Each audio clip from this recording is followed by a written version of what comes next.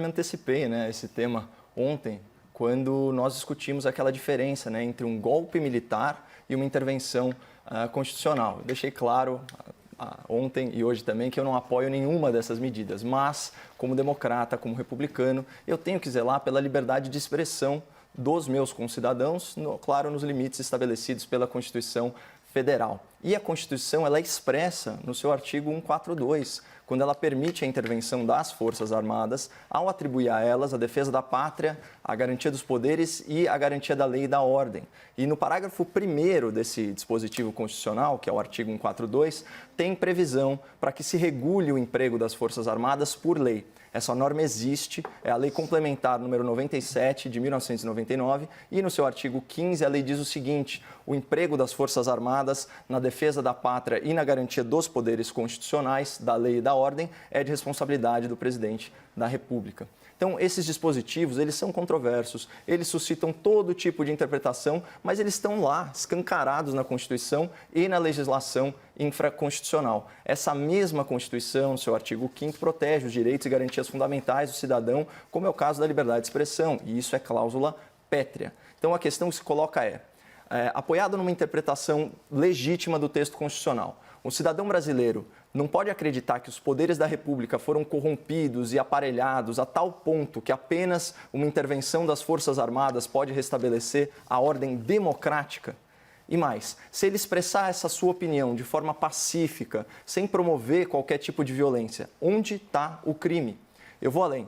O que será que atenta mais contra a democracia? Invocar um dispositivo constitucional ou impedir alguém de se expressar pacificamente? Eu tenho muito, mas muito receio do caráter autoritário desse inquérito, especialmente porque ele foi autorizado pelo ministro Alexandre de Moraes, que é carrasco da liberdade de expressão, chegou a censurar uma revista por reproduzir trechos de um processo que mencionava o presidente do Supremo Tribunal Federal. Então, essas elites do judiciário, da política, da imprensa, parece que elas são alérgicas a críticas e elas transformam críticas a comportamentos em ataques às instituições, passíveis, inclusive, de perseguição judicial. O que esses ministros, esses políticos e até jornalistas ainda não entenderam é que muitas vezes eles não estão sob ataque, eles estão sob avaliação de desempenho, como as figuras públicas que são. E não é possível que o povo nunca esteja certo nas suas críticas ao STF, ao Parlamento e à imprensa. Bom, para fechar, tenho que retomar o começo da minha fala. Uma coisa é você defender pacificamente uma intervenção constitucional exercitando a sua liberdade de expressão. Outra coisa muito diferente é instar as Forças Armadas a tomar o poder, subvertendo a ordem democrática por meio de um golpe militar e da supressão dos direitos individuais. Impossível ser favorável a isso. O meu receio é que, por questões meramente políticas, o direito daqueles manifestantes seja atropelado e eles sejam condenados por crimes que eles nunca cometeram, só por apoiarem esse presidente. Então, até que o Estado prove de forma irrefutável que aqueles manifestantes eram subversivos e violentos a ponto de serem enquadrados na rigorosíssima Lei de Segurança Nacional, para mim, isso não passa, sinceramente, de mais um circo político bancado com dinheiro público e encenado pelos verdadeiros autoritários dessa República. Sua vez, Augusto, por favor. Bom, primeiro, boa noite a todas e todos. Caio, de fato, o artigo 142 da Constituição tem algumas interpretações. Nenhuma delas eu nunca li nada próximo à interpretação que você acabou de fazer, mas certamente a gente vai poder discutir isso um pouco ao longo do debate. Eu queria começar dizendo primeiro o seguinte: eu acho que são importantes esses pontos, principalmente quando a gente vai tratar de uma investigação criminal. Qualquer investigação criminal que seja, por mais grave que seja o crime ou por menos grave que seja o crime, por mais culpado ou inocente que seja a pessoa, ela deve sempre respeitar o quê? A previsão constitucional da ampla defesa, do direito ao contraditório e principalmente da presunção de inocência que infelizmente vem sendo colocada de lado tantas vezes num passado recente do nosso país. Mais do que isso, toda e qualquer investigação criminal, ela precisa respeitar uma súmula vinculante do próprio Supremo Tribunal Federal, que é a súmula 14, que diz o quê? Que os advogados das pessoas investigadas precisam ter acesso às investigações precisam ter acesso do material já produzido dentro das investigações. Coisa que aqui vale uma crítica, não vem acontecendo no inquérito, aquele famoso inquérito das fake news que corre também no Supremo. A notícia de dificuldade de acesso de vários advogados a essa investigação. Então, toda investigação, por mais grave ou menos grave que ela seja, ela deve seguir estritamente o previsto em lei. Mais ainda, no caso de medidas excepcionais, e o que eu chamo de medidas excepcionais? Busca e apreensão, prisões temporárias, prisões preventivas. Essas medidas só podem ser tomadas quando elas forem absolutamente essenciais para a investigação. Então eu faço esse pequeno, vamos chamar assim, essa pequena introdução para toda e qualquer investigação. Especificamente do caso que a gente vai tratar hoje. Quem é o que a gente chama de titular da ação penal? O que significa isso na prática? Quem decide se processa ou não uma pessoa? O Ministério Público. Neste caso específico é a PGR, Procuradoria-Geral da República. Por quê? Porque há notícia da participação de deputados federais, portanto a competência sobe para a PGR e sobe para o Supremo, nesses atos que estão sendo investigados.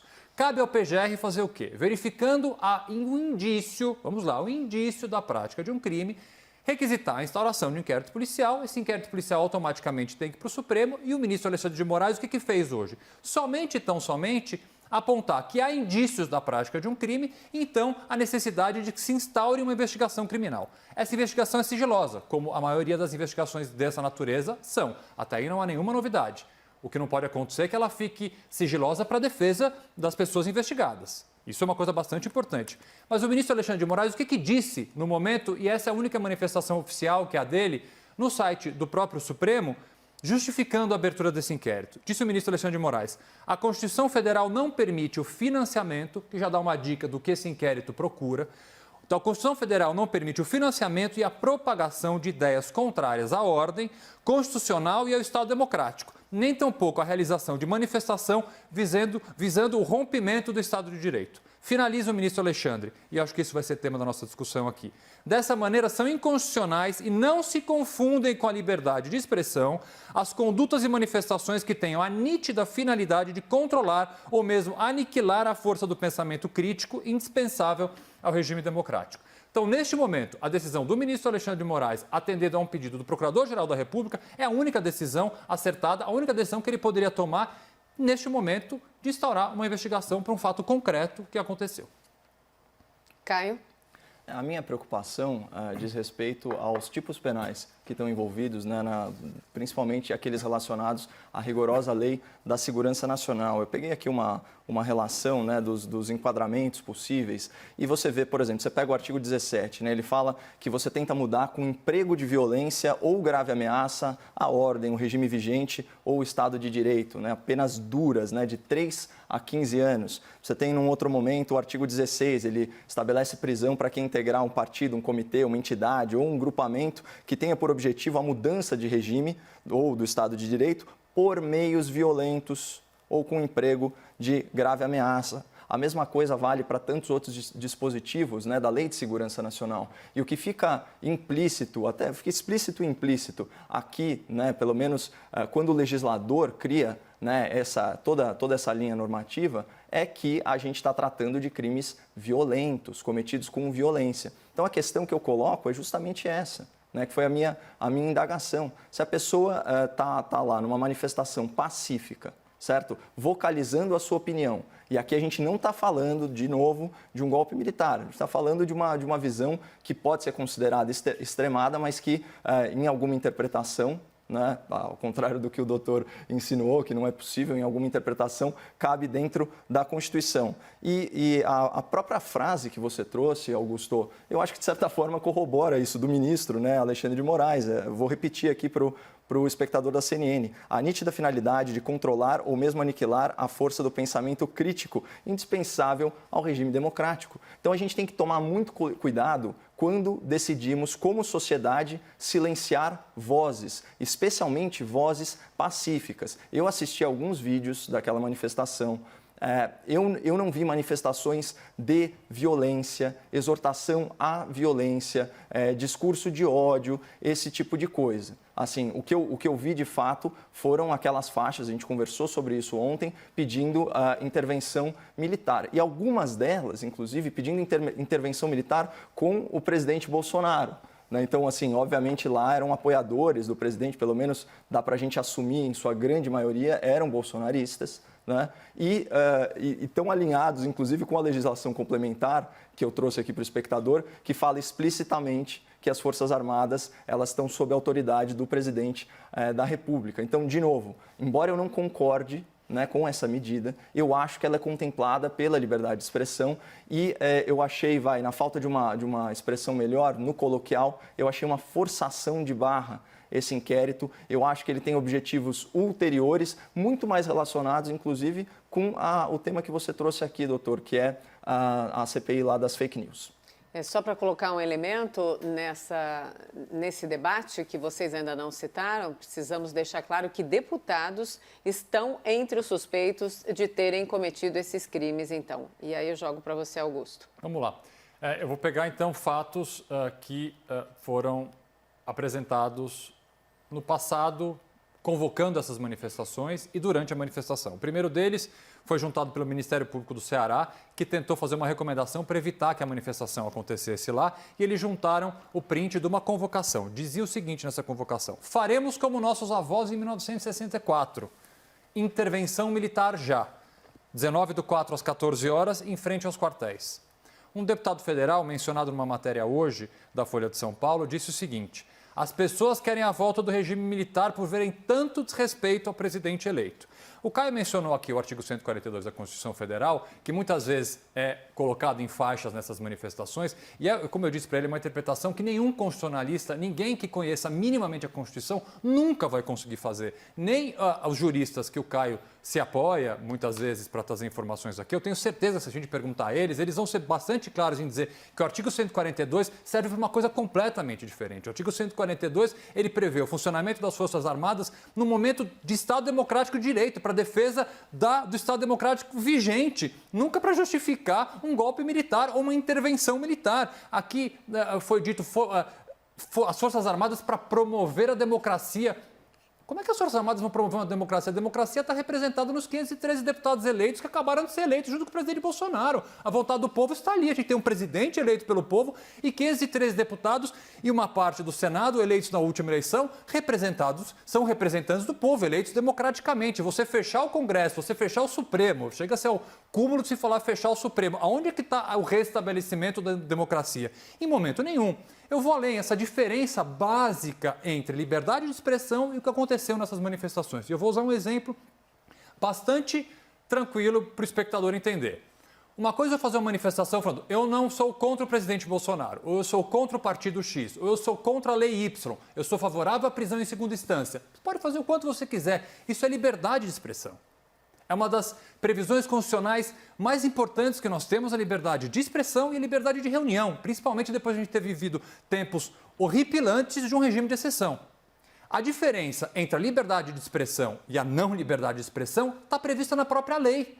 Eu posso sair na rua para dizer que um presidente não me representa, que eu quero o impeachment dele ou que um partido é corrupto. O que eu não posso é sair na rua dizendo que uma raça tem que ser discriminada, dizendo que uma etnia, uma religião, eu não posso fazer uma manifestação contra judeus, contra negros, contra evangélicos. Por quê? Porque é uma lei específica que protege este tipo de raça ou etnia ou religião. Então, qual é o limite da liberdade de expressão? É a própria lei. A expressão ela é totalmente livre, o direito de pensamento é totalmente livre até que ela atinja uma lei específica. Neste caso das manifestações deste final de semana, elas atingiram uma lei da Lei de Segurança Nacional, que eu concordo com o Caio, é uma lei que me causa um pouco de preocupação por ser ter tipos penais muito abertos, mas especificamente eu vou ler um outro artigo que o Caio não trouxe aqui, que é o artigo 22, que diz o seguinte, que é crime fazer em público propaganda de processos violentos ou ilegais para alteração da ordem política ou social. A manifestação foi chamada com faremos com nossos avós o que fizeram em 1964. É um claro chamado, é clara uma propaganda a um processo violento, ou 64 não foi violento, foi extremamente violento, e ilegal para alteração da ordem política e social. Então, a diferença entre liberdade de expressão e pedir isso é a lei. É isso que diferencia o direito da gente se expressar livremente e a gente cometer um crime. E neste caso específico das manifestações, para mim está bastante claro, sendo eu um defensor de liberdades, do direito e garantias fundamentais, e sempre vai achar que o direito penal é a última solução, eu vejo que, nesse caso específico, houve sim a violação a um artigo específico da Lei de Segurança Nacional. Mas é que eu vou concordar com a sua crítica, Augusto, quando você diz que esse é um tipo penal aberto, ele é genérico, né? E de fato, você não leu aí as penas combinadas, mas são penas duríssimas, né? A gente está falando, às vezes, de pena de mais de 3 anos, né? Eu acho que essa situação, de certa forma, ela não combina com o nível real de, vamos dizer assim, do ato ilícito supostamente praticado pelos manifestantes, né? E, de novo, eu acho que eram pessoas que estão sendo perseguidas judicialmente simplesmente por apoiarem esse presidente específico. Então, não tem como não ver motivação política nisso. A gente tem, na história recente da política nacional, toda uma sorte de partidos e lideranças políticas que apoiaram outros regimes extremamente violentos, regimes e sistemas, né, de governo antidemocráticos. Né? Imagina, o nome do partido da candidata a vice-presidente da chapa derrotada, Partido Comunista do Brasil. E você tem toda uma série de elogios o tempo todo a grandes monstros morais, como foi o caso, por exemplo, do líder guerrilheiro, o Marighella, né, que fez o Manual da Guerrilha Urbana, esse tipo de coisa. Então você vê, por parte da esquerda, né, rotineiramente, contumazmente, né, de forma lamentável, a apologia, né, de autores, de regimes, de lideranças políticas que foram extremamente violentas e, por acaso, a liberdade de expressão acaba contemplando essas pessoas, né? Tem uma palestra famosa, né, de um acadêmico falando que para um bom conservador, citando uma obra e dizendo, para um bom conservador, uma boa bala. Né? Quando, a época do impeachment da Dilma Rousseff, você tinha os manifestantes, né, os sindicalistas, o presidente da CUT, fazendo ameaças, né, ameaças à época ao juiz Sérgio Moro, esse tipo de coisa. Quantas vezes, né, a ordem não foi perturbada, o desrespeito à propriedade privada, né, a ameaça de resistência armada, falando em metáfora de se entrincheirar, esse tipo de coisa. E a gente vê que só nesse caso, agora, por se tratarem de apoiadores do presidente da República, é que as instituições, de novo, naquele fenômeno de aglutinação, né, se dão as mãos para desgastar a imagem do presidente, o governo federal e gastar dinheiro público num circo. Aquelas pessoas não representam qualquer ameaça à democracia. Você acha que a democracia está mais frágil depois daquelas... Quantas pessoas acho que eram? Algumas centenas? Sabe? Se manifestando pacificamente. Você acha que tem cabimento botar aquele cidadão 4 anos na cadeia? Até